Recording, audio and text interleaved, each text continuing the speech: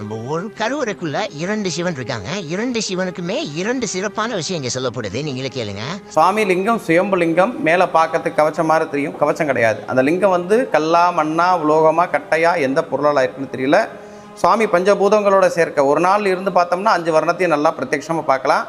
காலம்பரை 6லேருந்து 8:30 வரைக்கும் தாமிரமும், 8:30லேருந்து 10:30 வரைக்கும் இளஞ்சிவப்பும், 10:30லேருந்து 1:10 உருக்கிய தங்கமும், 1:10லேருந்து 3:30 நவரத்ன பச்சை மரகத பச்சை, 3:30லேருந்து 6 இஷ்டகாமியம். இந்த வர்ணத்தை ஒரு நாள் இருந்து பார்த்தா 5 வர்ணத்தையும் பார்க்கலாம்.